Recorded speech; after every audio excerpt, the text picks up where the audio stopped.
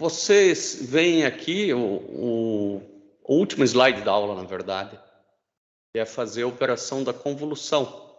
Então, como objetivo, aqui é entender, ao final de todos esses slides, o que é essa operação de convolução que é apresentada aqui por essa área.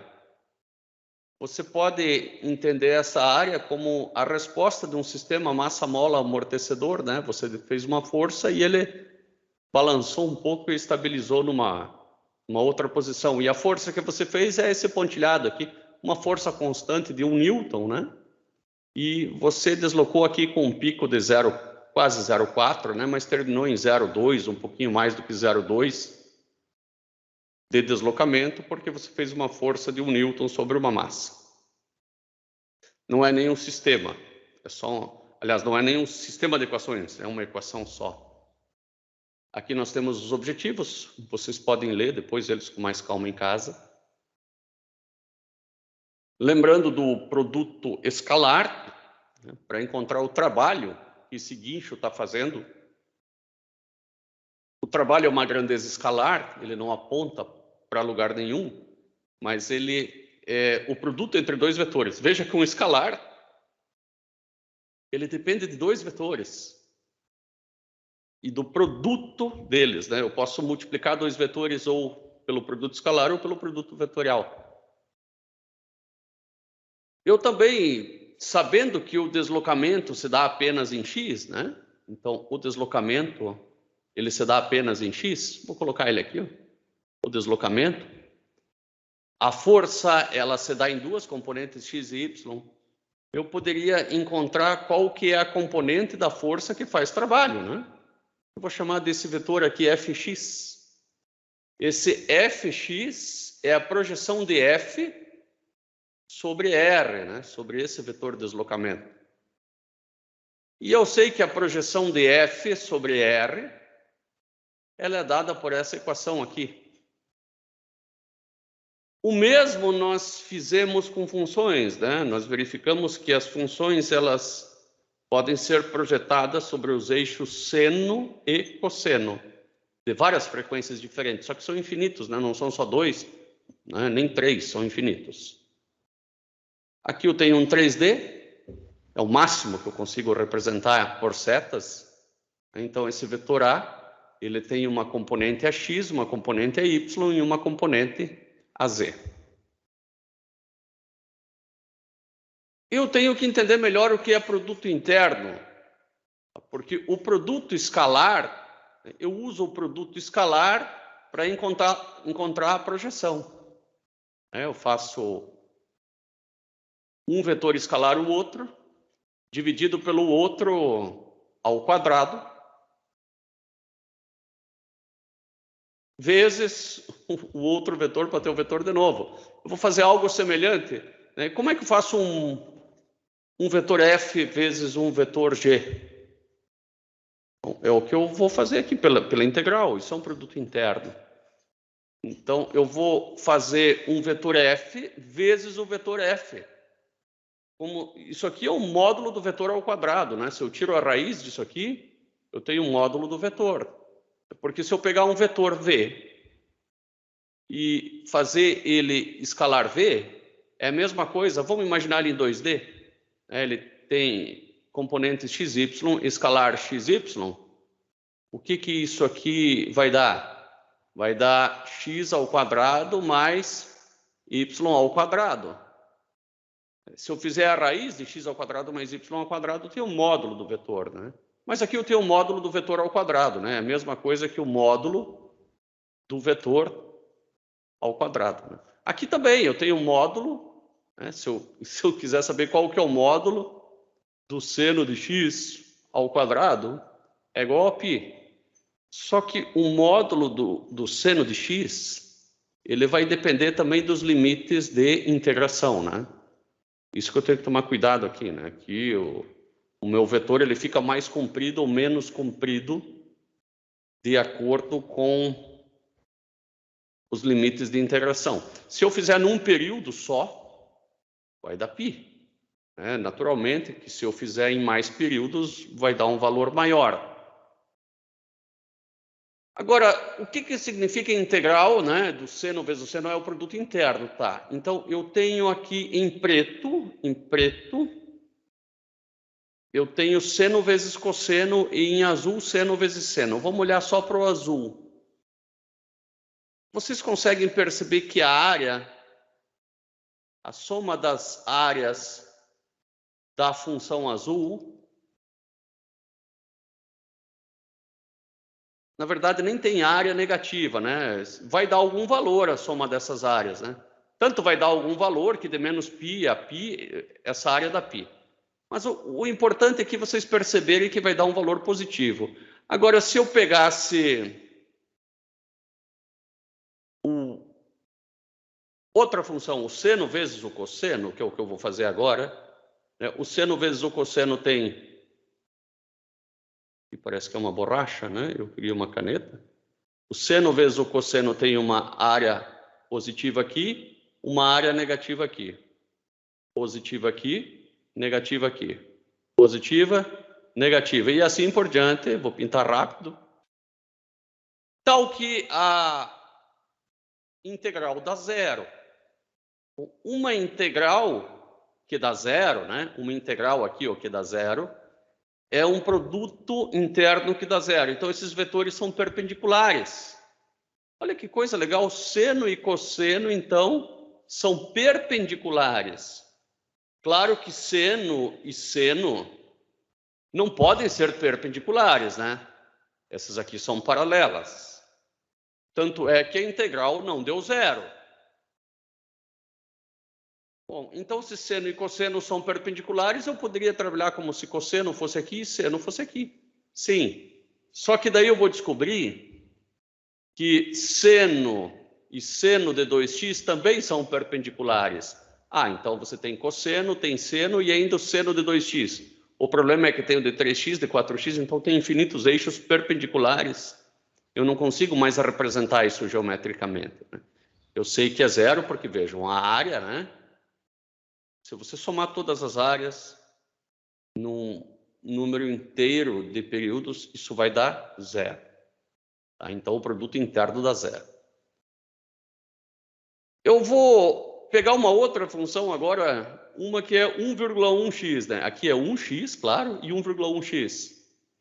E eu também consigo perceber que essa integral, se eu não posso afirmar com precisão, mas eu consigo achar, pelo menos, que a área aí também vai dar zero. É só pegar como se fosse um valor médio aqui, e que você consegue acreditar que a área também vai dar zero. Então, que essas duas também são perpendiculares. E aí vem a conclusão. Qualquer função, ela pode ser representada por uma soma de infinitos senos e cossenos.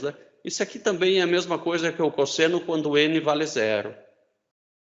Então, eu represento por uma soma de funções perpendiculares. Como faz o produto escalar delas, Então, o f de x, eu faço o produto escalar com o cosseno de x. Daí você vai ter que fazer também o produto escalar com o cosseno de x, de todo lado de cá, que é o que você fez aqui. Esse pedaço aqui você sabe que dá zero, esse pedaço aqui também você sabe que dá zero, e esse aqui só não vai dar zero quando n for igual a k. Então, aqui eu teria que fazer não com x, e sim com... Está faltando um k aqui na frente, Assim como aqui também está faltando um k, porque é com seno de kx que eu faço. Bom, esse vai dar zero, esse só não vai dar zero quando n igual a k, Esse aqui também vai dar zero. E, por fim, eu consigo achar os componentes, as coordenadas de cada vetor, os AKs e os BKs. Esses que eu tenho que colocar aqui, aqui e aqui. Eu consigo achar. Nós fizemos aula passada e essa é a expressão para encontrar cada AK e BK.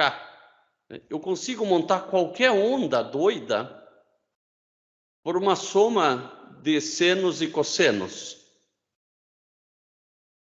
Cada seno e cosseno vai ter uma amplitude, né? Em cada frequência, né? Veja que aqui eu fiz uma espécie de um 3D, né? Onde aqui eu tenho a onda no tempo, né?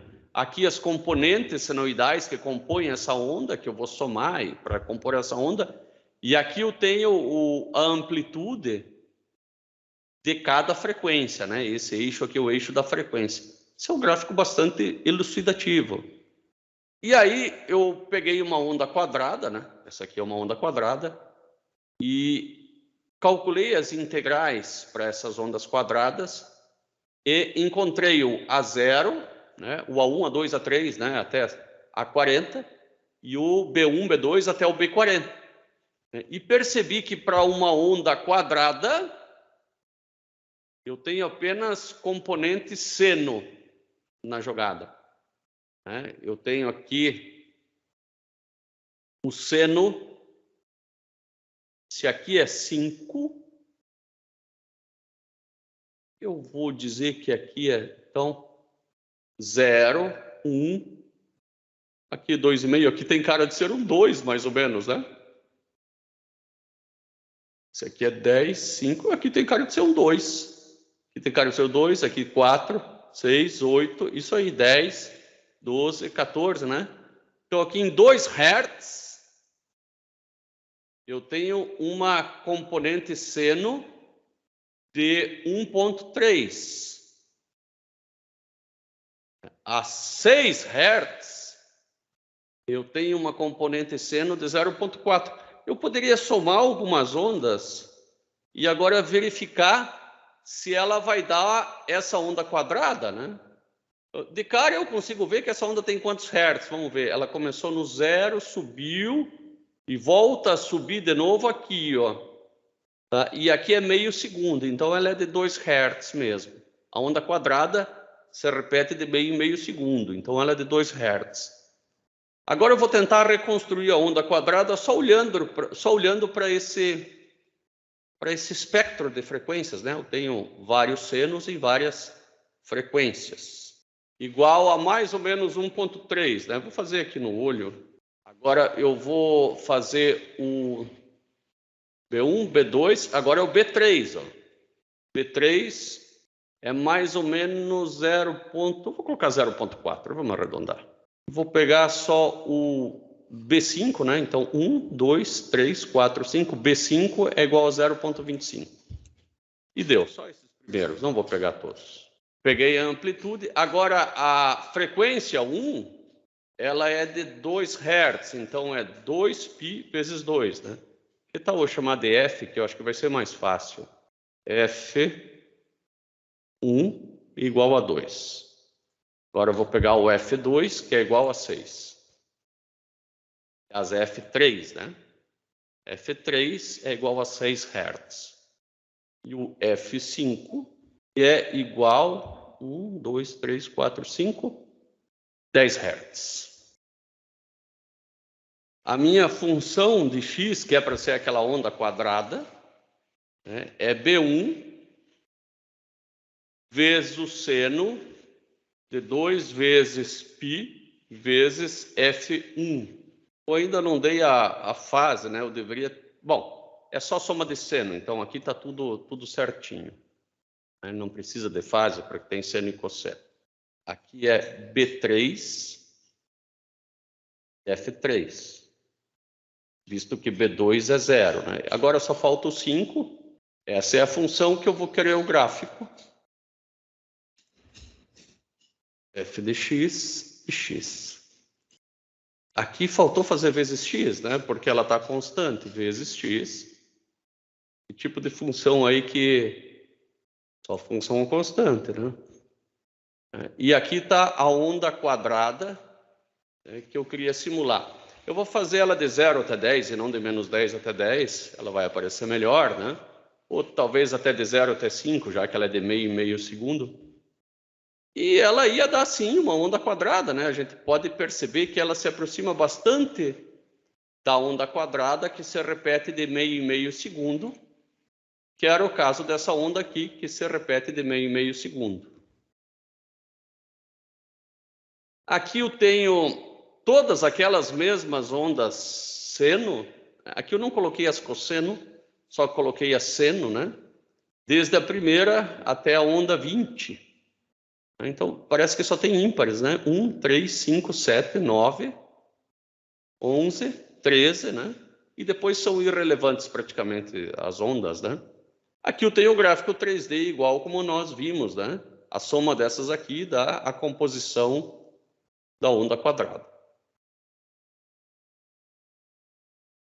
Quem inventou essa história de fazer o produto escalar pelo seno e pelo cosseno foi o Fourier.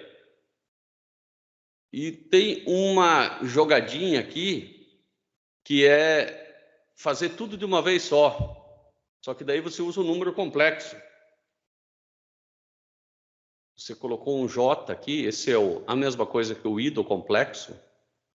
Aí você faz na mesma operação, o que parece mais difícil, só que não.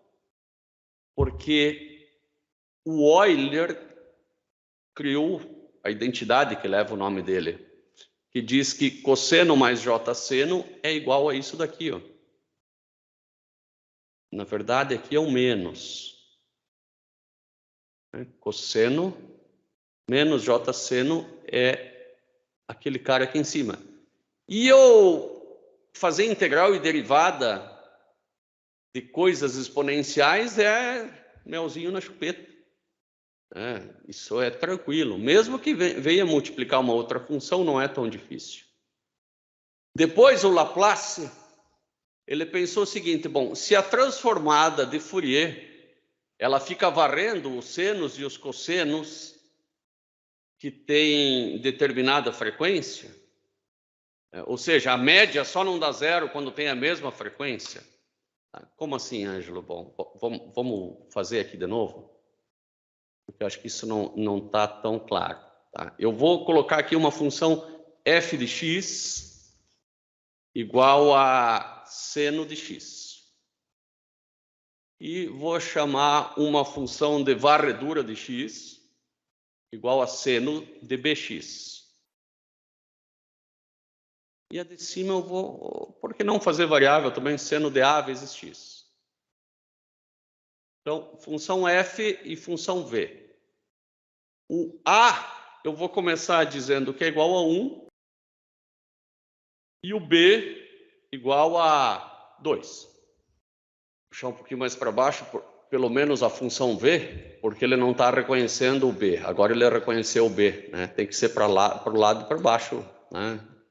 Tranquilo de entender essa lógica das planilhas. Eu vou fazer aqui o gráfico de f de x vezes v de x. F de x vezes v de x.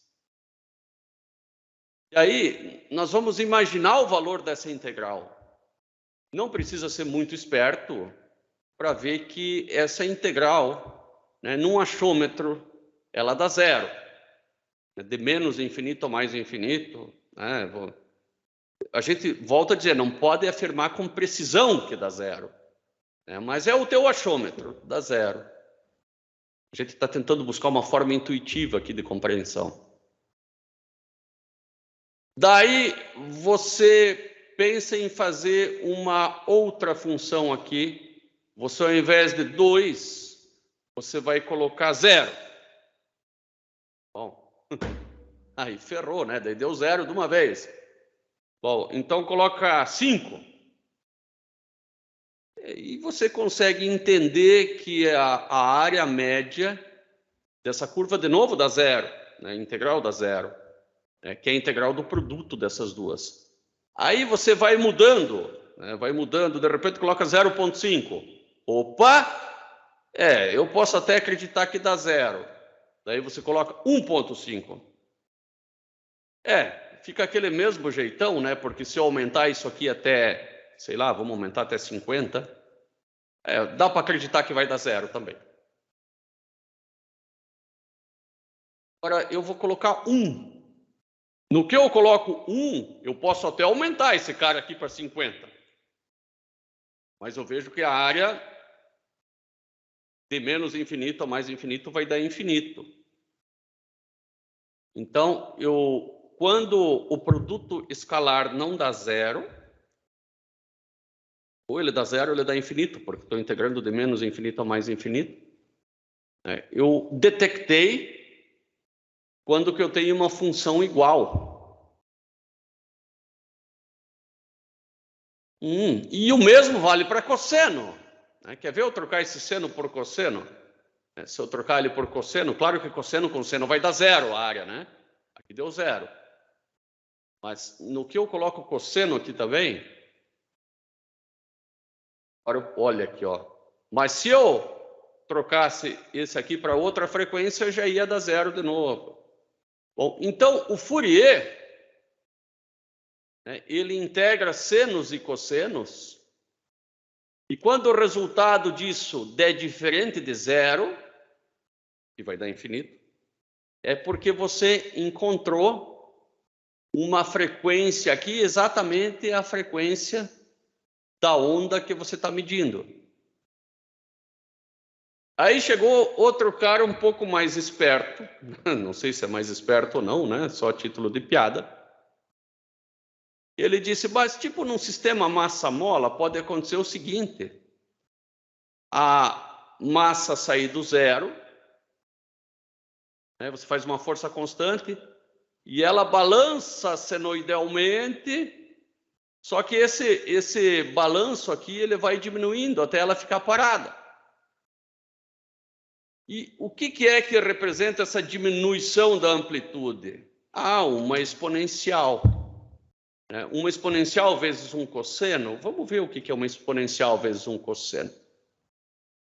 Então, aqui eu vou escrever f de x igual a e elevado a menos... Eu vou fazer f de t, tá? Porque fica melhor, a gente está trabalhando com t.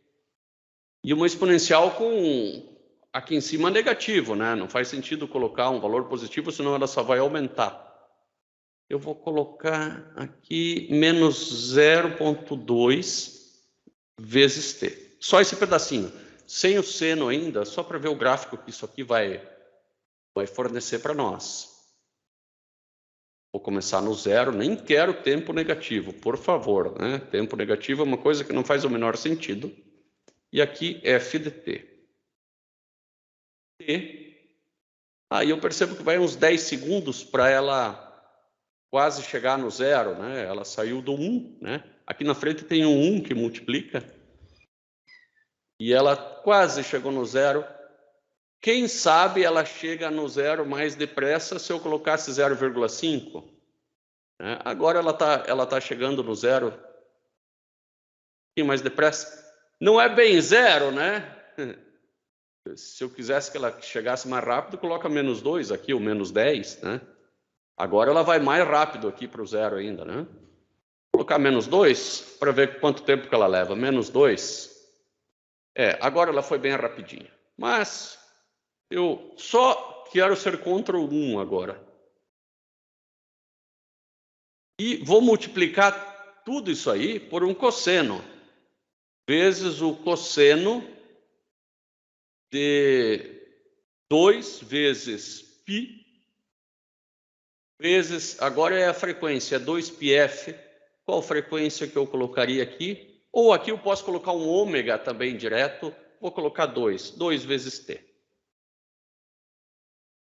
Olha o gráfico que eu tenho, ó, a frequência de 2 radianos por segundo. Claro que esse aqui é o eixo do tempo. Tá? Eu poderia ter colocado isso aqui como o eixo do ômega t, mas não, deixa do tempo mesmo. Tá? Por isso que o 2πft ficaria legal aqui, ó, porque a gente colocaria 2 vezes π, vezes uma frequência angular. Quem sabe aqui a gente coloque de... Eu não queria colocar de 1. Eu vou colocar de... Coloca de 2. Pronto. Então, eu tenho agora aqui uma frequência de 2, então de meio e meio segundo eu tenho um período, né? Então, ó, o período até aqui, ó, meio segundo de um período. Muito legal. Eu tenho uma onda exponencial sobreposta a uma cossenoidal, né? E qual que é a área dessa onda aqui? Eu também poderia chutar um zero, né? Eu poderia chutar um zero. Teria um jeito disso aqui dar infinito, né? Se eu multiplicasse o f de t exatamente por esse cosseno aqui, né? Lembre-se o que nós fazíamos antes, ó. Só para ter uma ideia do que nós fazíamos antes, ó.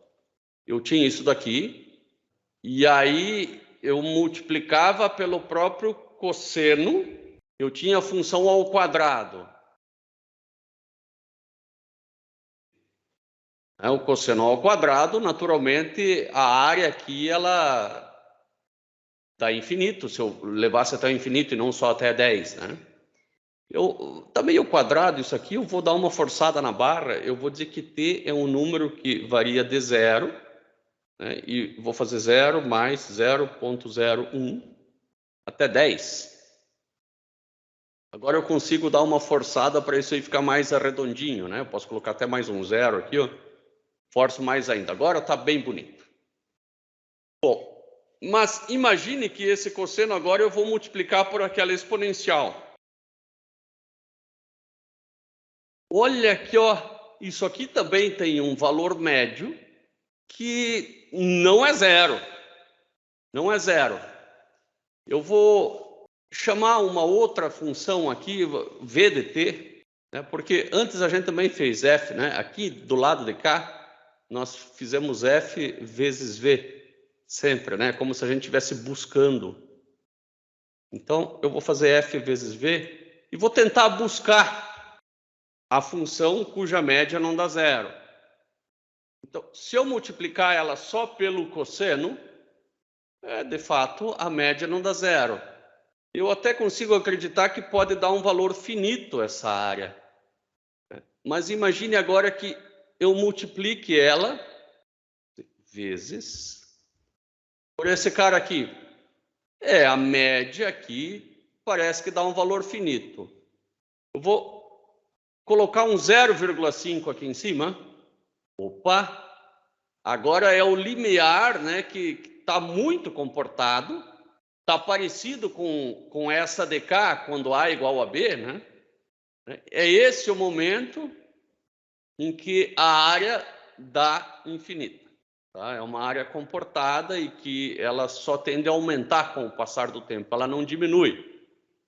Se aqui eu tivesse qualquer outro valor que não fosse aquele lá com o sinal trocado, né? Se eu tivesse um valor aqui tipo, vamos colocar menos 1. A área ia dar finita, ou talvez até fosse um verdadeiro absurdo, né? Aqui a área, ela diverge totalmente, até a própria função diverge, né? A área vai para o infinito nessa situação, a área também vai para o infinito nessa situação. Mas acontece que nessa situação eu tenho um caso muito especial em que a área vai para o infinito, mas a função não diverge, ela fica ali entre 1 e menos 1. É um ponto muito importante. Tanto faz essa integral, quanto essa aqui de baixo, ela é um radar para esse tipo de função, né? Essa função aqui é E na menos sigma t vezes um E na menos j ômega t. Tá? O E na menos j ômega t é a busca dos senos e cossenos. Né? E o E na menos sigma t é a busca pelo que amortece o sistema. Então, o Laplace, ele trabalha com vibração amortecida, enquanto que o Fourier, ele trabalha apenas com vibração. Os dois são importantíssimos. E é uma integral, então é importante aprender integral, é importante saber combinação linear, é importante saber produto escalar, é importante entender limites. aqui eu tenho um eixo, né?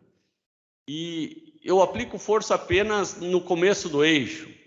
Eu represento fisicamente isso como se fossem dois pedacinhos de eixos com uma mola no meio, mas isso aqui é só uma representação física de um eixo contínuo. Então, se você faz força no começo do eixo, o final do eixo vai girar também, mas não vai girar exatamente na mesma velocidade, né? Especialmente no transitório, tem o ângulo do começo do eixo e do final do eixo aqui, ó, como se comportam, né? Eles se comportam com efeito de mola, né? O eixo vai torcendo e distorcendo, e também com efeito de exponencial. Quase tudo em engenharia é seno, cosseno e exponencial.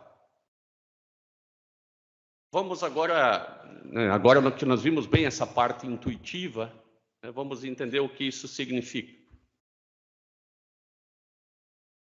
Significa uma transformação linear.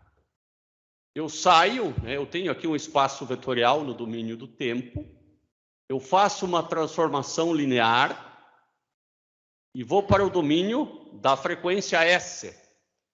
S é uma frequência que é um número complexo, que tem duas partes, uma parte real e uma parte imaginária. A parte imaginária é aquela do seno e do cosseno, aquele ômega. Então, eu vou imaginar uma função puramente exponencial, né? Imagina uma função puramente exponencial como essa aqui. Essa é a função e na menos 2t. Como eu represento ela na frequência? Se f de t é igual a e na menos 2t, o que ela representa na frequência? Vamos ver. F de t é igual a e na menos 2t. No tempo, nós estamos carecas de saber, né, que ela começa aqui em 1 e ela vai caindo até 0. E na frequência? Bom, na frequência, o Laplace me disse que eu tenho que fazer uma transformação linear, que não é só uma matrizinha aqui, né? Na verdade, é uma integral. A integral de 0 até infinito. Então, por isso que a área vai dar infinita. A função, ela ainda está no limite da convergência, né? Porque a função não vai para o infinito, mas a área dela vai. A nossa função é e na menos 2t, né? Vezes, né? Esse pedacinho, só lembrando, esse é o tal do f de t lá da transformada de Laplace. Vezes e na menos st dt. Tá? Então, eu transformo para o domínio de S uma função do tempo, né, verificando o quanto dela tem em comum com E, seno e cosseno. Lembrando que esse E nas ST, né, que o S ali, vamos mudar a corzinha, que o S é igual a sigma mais J ômega, e que E na sigma T é uma exponencial normal e E na J ômega é uma exponencial anormal, que é cosseno mais J seno. F de S, que é a função que nós queremos na frequência, é igual à integral de 0 até infinito de f de t vezes E. Bom, eu só estou repetindo, né? Eu posso colocar o t em evidência, isso, o E em evidência, né? Então, eu vou fazer E na menos S mais 2t dt. É por isso que eu disse que tudo que é melzinho na chupeta. Né? Como é que vai ficar essa integral? A integral de E na AX é 1 sobre A E na AX. Então, 1 sobre menos S mais 2 vezes E na AX menos S mais 2, né? T, variando de 0 até infinito. F de S é igual, coloco o menos aqui em cima, 1 sobre S mais 2, vezes E. Bom, se eu substituir o T por infinito, vai ficar E na menos infinito. Se eu substituir o T por 0, vai ficar E na 0. Sabendo que isso só é válido se S for maior do que 2. Tá? Essa resposta que eu vou encontrar aqui só é válida se S for maior do que 2, mas é o caso. Então, f de S vai ser igual a... Esse vai dar 0, esse vai dar menos 1, vai ficar 1 sobre S mais 2. Tá? O f de t igual a 1e na menos 2t, ele corresponde a 1 sobre S mais 2. Vejam, não é por acaso que tem 2 aqui e tem 2 aqui. Não é por acaso. E o que isso significa? Se eu fizer o gráfico, né, do f do S, como f do S pode ser um número complexo, né, eu fiz esse S, ele varia tanto em sigma, né, coloquei valores positivos e negativos, como em ômega, valores positivos e negativos. Né? Fiz ele variar de menos 10 até 10. Em algum momento ali, não devia nem ter falado isso, o S vai ser maior do que 2, mas tudo bem. Agora eu vou pegar e vou fazer esse gráfico de superfície. Né? Eu variei o sigma e o ômega, né? Não preciso escrever J ômega só para calcular o F. Né? Daí eu tiro o módulo de F. Né? E eu vejo que existe um ponto aqui muito especial. Né? Que ponto que é esse? Aquele ponto 2, né? Esse aqui é o ponto 2, né? Tá aparecendo 2,5 aqui, mas é 2, tá? É o ponto 2 para o sigma e 0 para o ômega, tá? Esse aqui é o ponto... Se lembra do S mais 2? Então, aqui vai ser menos 2 mais J0, tá? Porque S mais 2 negativo, né? É sempre S menos o valor, então S menos menos 2. Pronto.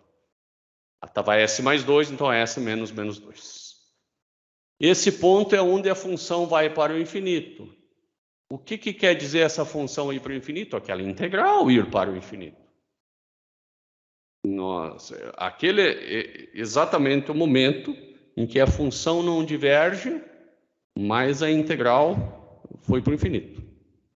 Mesmo com a função não divergindo. Nós encontramos exatamente a frequência, né, em que a função vai para o infinito. O que isso quer dizer? Quer dizer que nós encontramos a componente da função.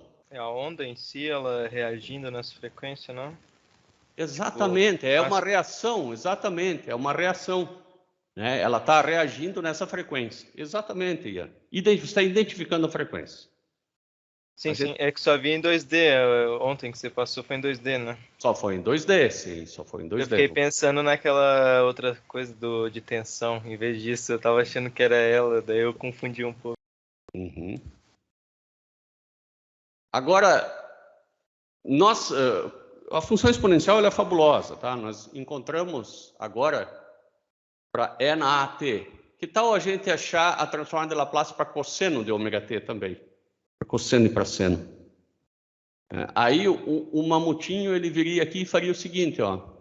Integral de 0 até infinito de cosseno de ômega t, que é o f de t, né? Vezes E na menos st de t. Isso é difícil. Isso não é fácil de fazer. Mas daí o mamute pensa um pouco mais. Por que eu já não faço do cosseno e do seno ao mesmo tempo? Ah, agora o mamute pensou. Porque isso aqui é igual a E na J ômega t. Ah, aí ficou legal. Aí você vai fazer do cosseno e do seno ao mesmo tempo, né? Tudo que tem relação ao cosseno é número real, tudo que tem relação ao seno está pendurado no imaginário, lá com o J.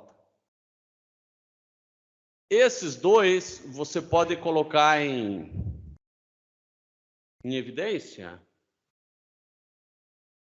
e escrever da seguinte maneira: menos S mais J ômega T, né?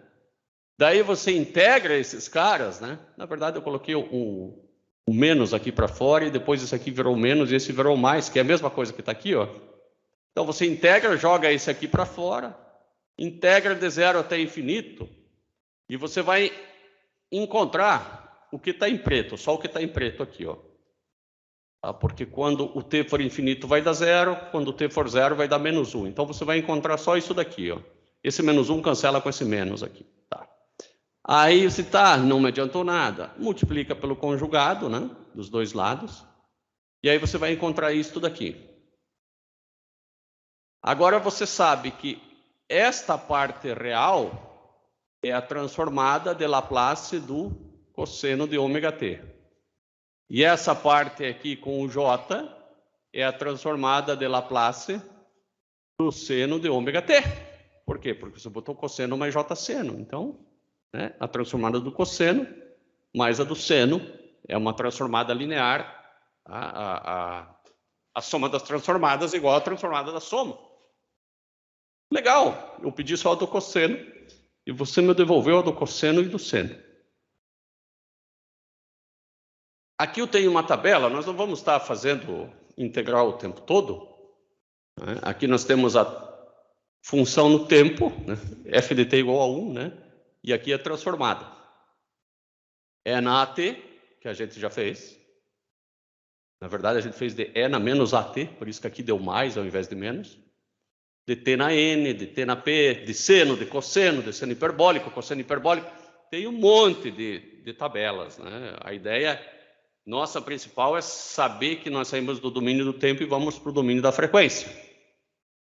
Mais transformadas, né? E a famosa convolução que nós vamos ver a aula que vem, não essa aula ainda. Bom, não feliz ainda, o sujeito me pede qual que é a transformada de Laplace da derivada de uma função. Aqui que está a verdadeira vantagem da transformada de Laplace. Bom, eu sei que a única coisa que eu sei é a transformada de Laplace de uma função, né? A transformada de Laplace de uma função y de t é igual à integral de zero até infinito. Não tem jeito, tem que fazer genérico mesmo, né? De y dt é na menos st dt. É isso que eu sei. E daí o cara me pede a transformada de Laplace da derivada.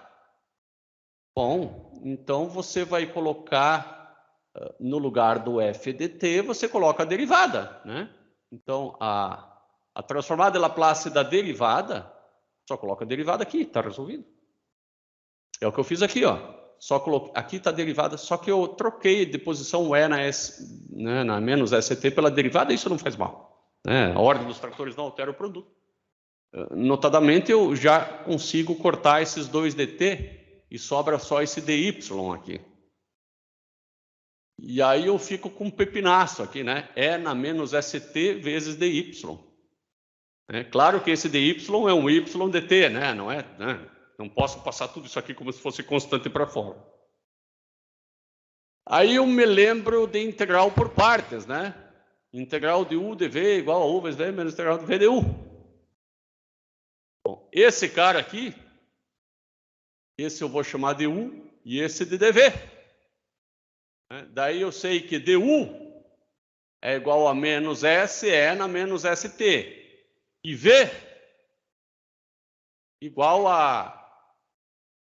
se du igual a dv, né, dv igual a v, ou seja, né, simplesmente y.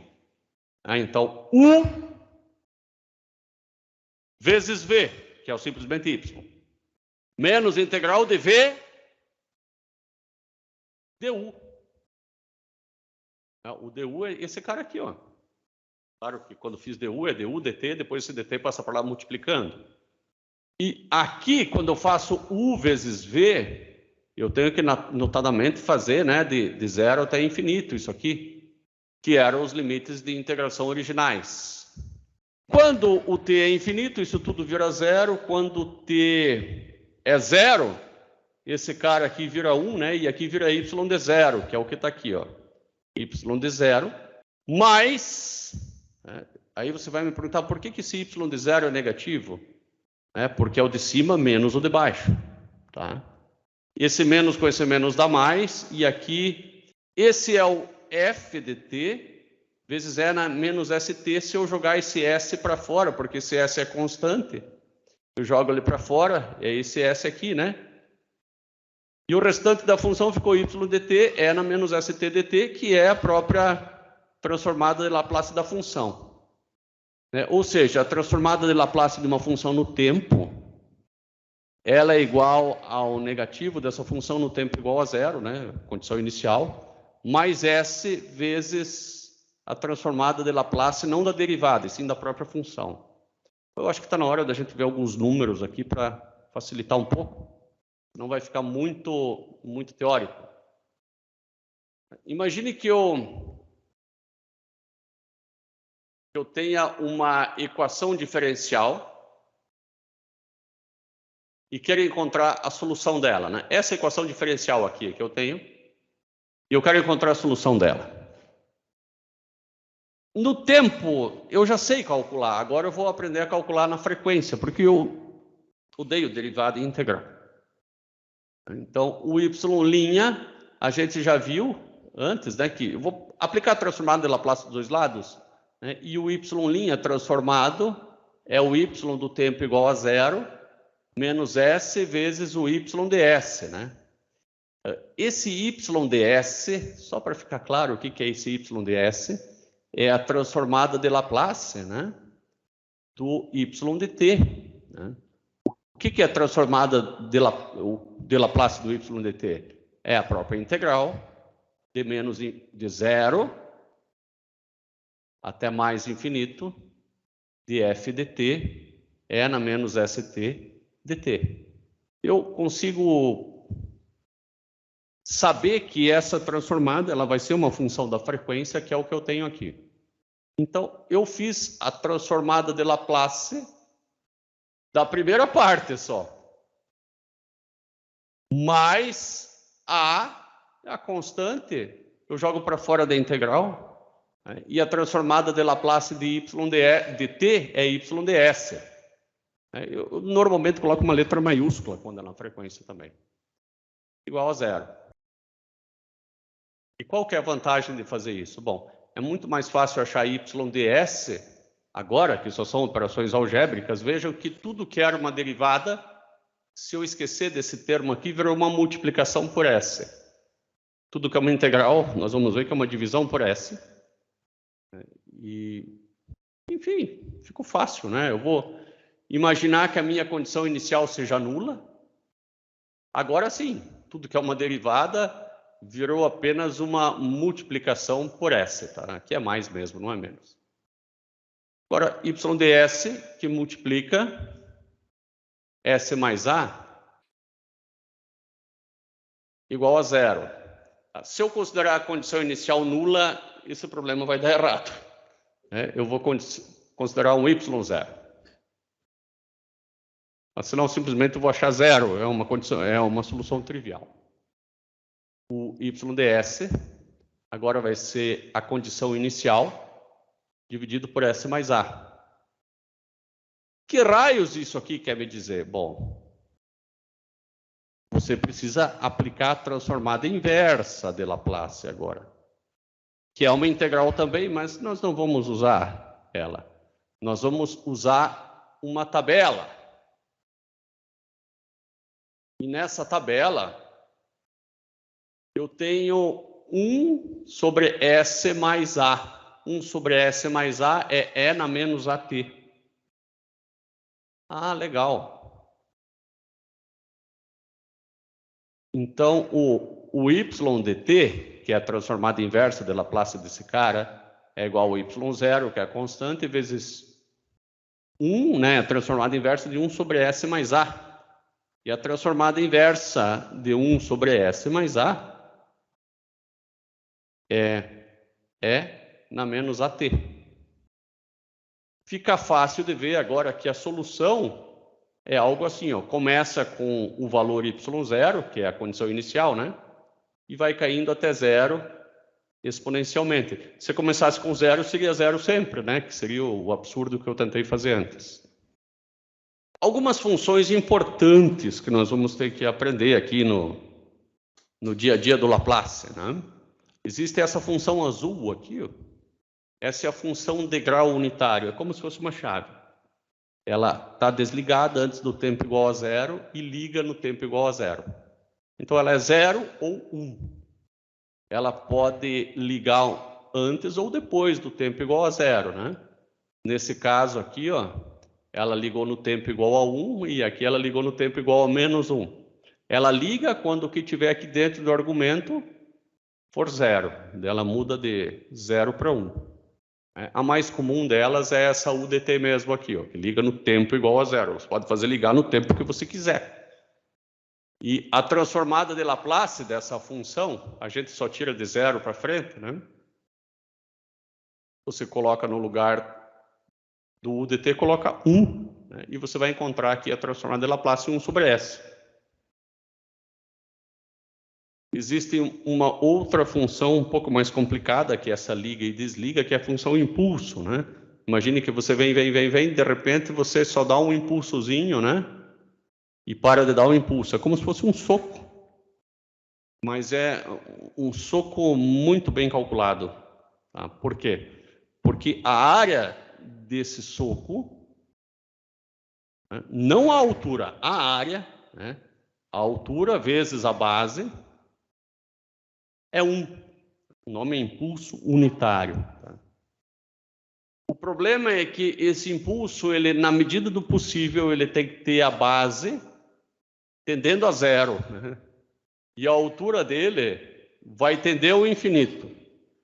Mas o que vocês precisam perceber é que, apesar da altura tender a infinito e a base tender a 0, né, esse 0 vezes esse infinito precisa ser igual a 1, que é o valor dessa área. Esse é o conceito do impulso. Apesar da amplitude ser infinita, a área dele é 1 porque a base dele é 0. Não é um conceito tão simples, precisa de um pouco de fé para compreendê-lo. Então, a integral do impulso, né? Como ela vai de 0 até infinito, a gente faz de 0 menos até infinito. Então, eu divido ela em duas partes, a parte que interessa e a parte que não interessa, porque aqui ele vale 0 mesmo, então isso aqui não interessa. E como aqui o tempo é igual a 0, esse cara aqui vale 1, eu jogo ele para fora. E aqui eu teria o infinito vezes o dt, né? De 0 menos a 0 mais, né? Mais essa integral dá 1, né? Porque a área é igual à integral. Conceitos assim que tem que estar atento e também ter um pouco de fé. Aqui, né, essa função... Oi? Antes de entrar no assunto, a gente vai começar então agora a abranger um pouco mais cálculo numérico em algumas situações? Tipo... Não, nós vamos evitar bastante o cálculo numérico. Ah, tá. Tá? Nosso cálculo é analítico agora, não... Não, sim, é porque algumas características de série tudo tá aparecendo bem... Não, bastante no caso, né? Aí eu imaginei que eu ia ter que começar a mexer com métodos numéricos. Não, quase nada, quase nada. Essa aqui, azul, é a função impulso, que vai do menos infinito ao mais infinito, e no tempo igual a 0, né? A amplitude dela é infinita, mas a base dela é 0. Ela pode acontecer no tempo que você quiser. O impulso acontece quando o argumento da função impulso é igual a 0. Aqui eu tenho apenas uma característica, né? Que a derivada do degrau é igual ao impulso. Só isso. E agora vamos a uma aplicação que nós já começamos cálculo 4 com essa aplicação no passado, né? Só que aqui com Laplace. Força resultante igual a massa vezes... Né? Então, força resultante, né? Na verdade, isso aqui é força resultante igual a massa vezes aceleração. Você pode resolver isso por Laplace, né? Aplicando o Laplace dos dois lados, né? Por que você não faz assim, ó? Massa vezes a derivada da velocidade no tempo se eu considerar a velocidade inicial igual a zero, né? Mas poderia fazer assim também. É igual a menos a velocidade inicial mais S vezes V ds. Porque a transformada de Laplace de uma derivada é menos a velocidade inicial mais S vezes V ds. Você viu isso aqui atrás, ó? Aqui, nós vimos que a transformada de Laplace da derivada é menos o valor inicial mais S vezes a transformada de Laplace.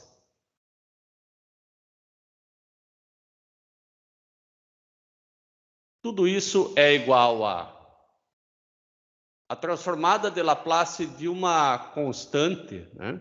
mg igual a mg vezes 1, e a transformada de Laplace de 1, né? É 1 sobre S, né? Só lembrar que isso aqui, isso vezes 1. Né? mg é constante, passa para fora da transformada, né? E a transformada de 1 é 1 sobre S.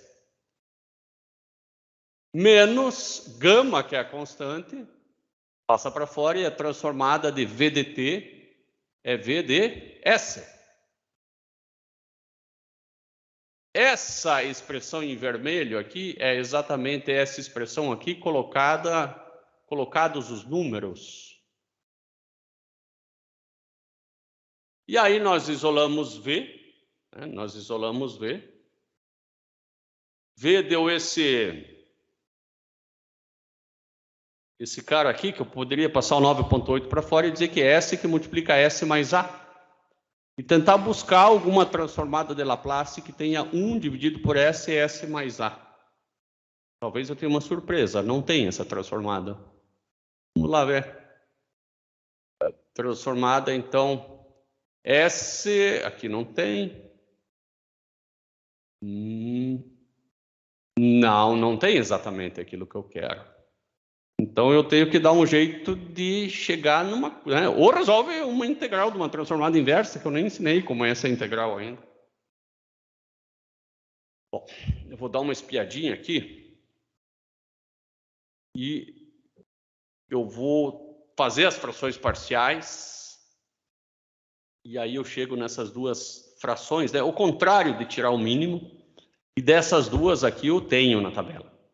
Então, vamos aprender a fazer frações parciais de novo. Eu vou fazer 1 sobre S, S mais A com vocês, que eu tenho certeza que muitos já se esqueceram.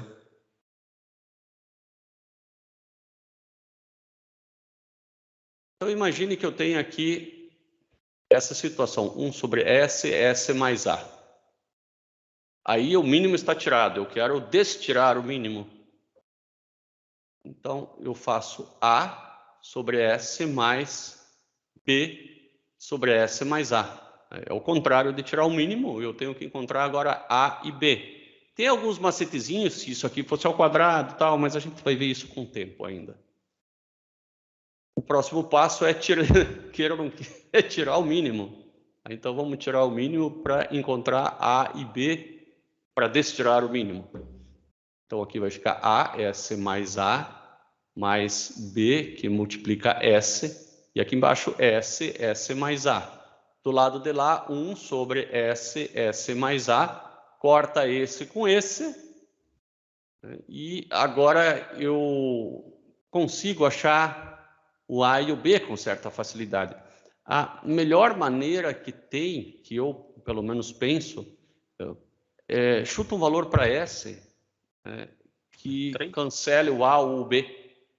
Então, começa chutando S igual a zero. Né? Não é chutar, é atribuir. O S tem infinitos valores, você atribui aquele que você quiser. S igual a zero, daí eu tenho que 1 igual a vezes Azinho, e eu descubro que o Azão é igual a 1 sobre o Azinho. Depois eu digo que S igual a menos A. S igual a menos A. Esse cara aqui, ele vai zerar. Daí eu fico com 1 igual a B vezes menos A. B igual a menos 1 sobre A. E aí eu sei que tudo aquilo que está aqui é igual a 1 sobre A vezes S menos 1 sobre A vezes S mais A, né, que eu posso reescrever como 1 sobre AS menos 1 sobre AS mais A, que necessariamente é igual o que eu tenho aqui, ó. Tá? 1 sobre AS faz 9,8 vezes 5, tá? Que vai dar esse 49. Tá? E aqui também é S mais A. Então deu exatamente a mesma coisa. Agora tira a transformada de Laplace de 1 sobre S.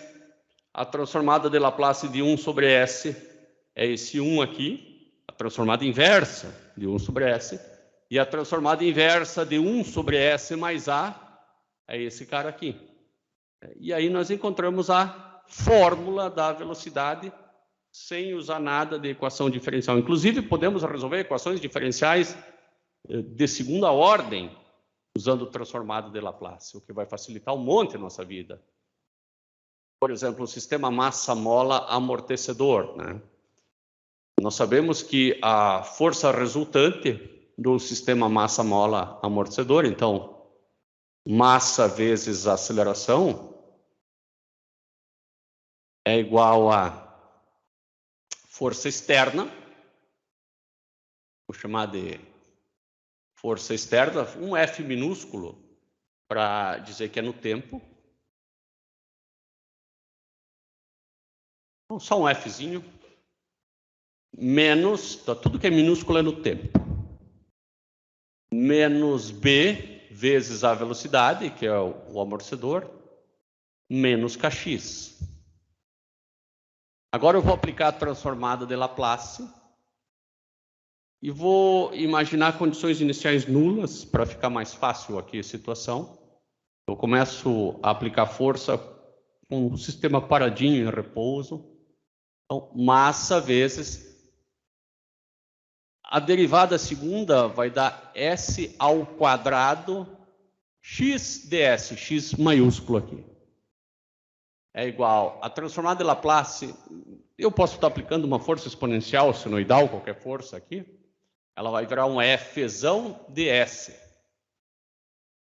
Menos B vezes, aqui é a derivada primeira, então S vezes x, menos K vezes xão. Esse aqui é o sistema modelado na frequência.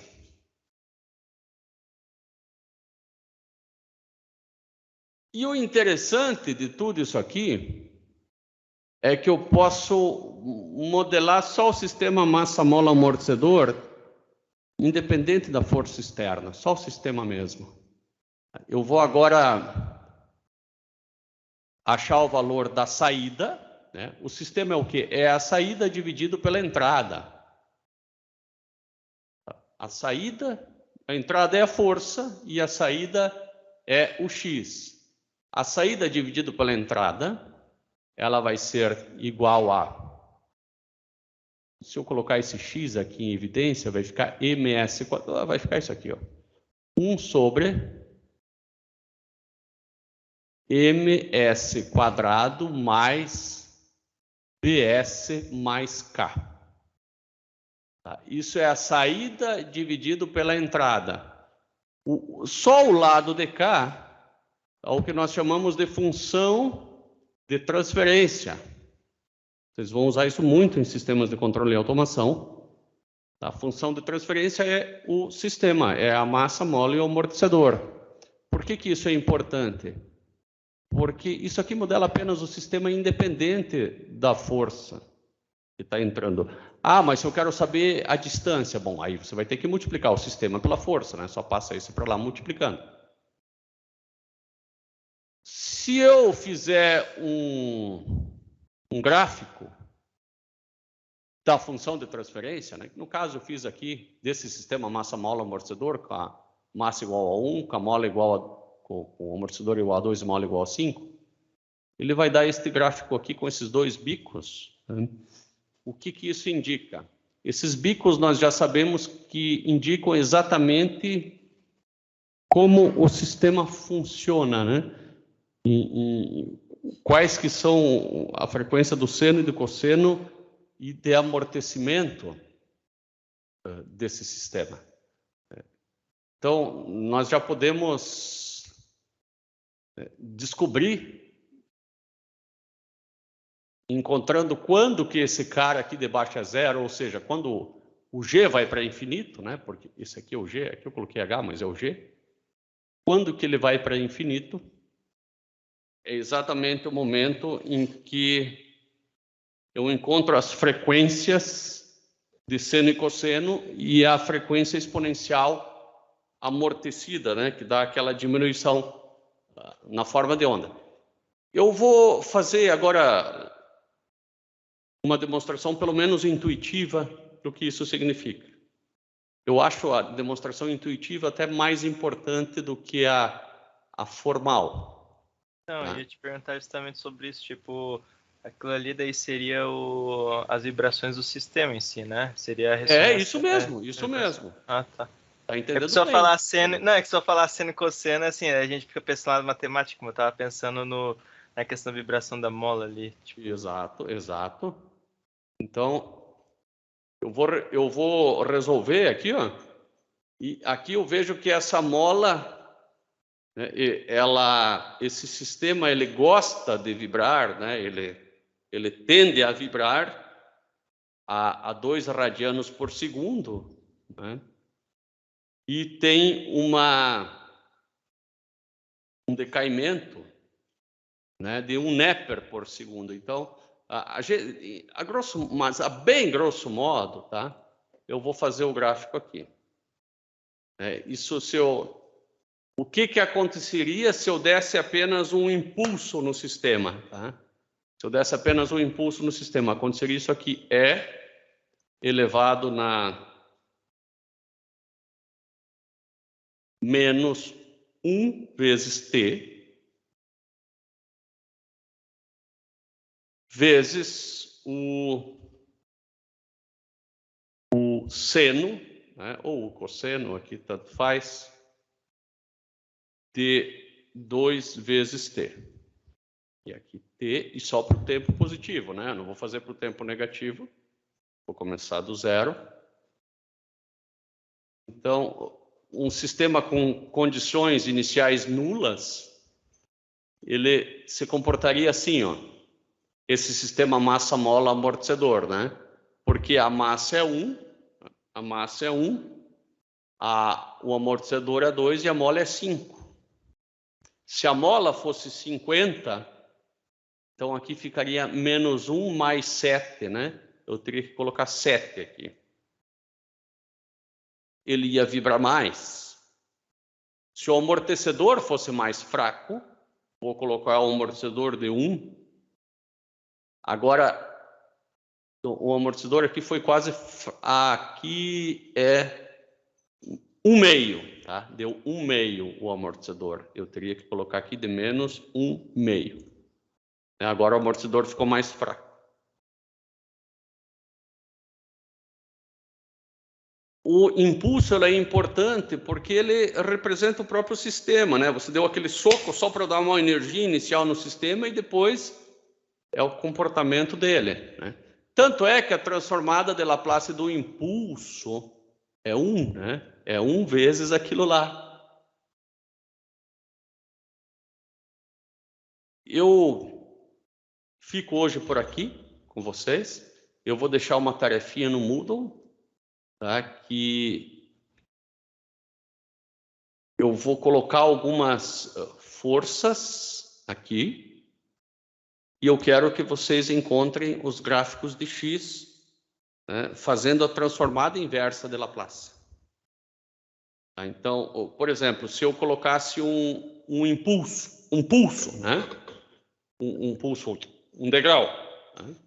Se eu fizesse uma força assim, daí esse F seria S e a saída X seria esse 1 sobre ms quadrado mais bs mais k, né? Vezes a força, né? A força pode ser o S, pode ser qualquer coisa, né? E depois você faz a transformada inversa, daí você vai ter o XDT. E eu quero o gráfico tanto do XDS quanto do XDT. Meus caros, ótima semana aí para todos nós, né? E daqui uns 15 minutos isso aí já está lá no Moodle para a gente começar a fazer. Um abração aí e até mais. Tchau, tchau. Disponha mesmo. Valeu, professor. Tchau. Valeu. Tá, obrigada, prof. Obrigado. Beleza, até a próxima. Boa semana também. Restinho de semana, né?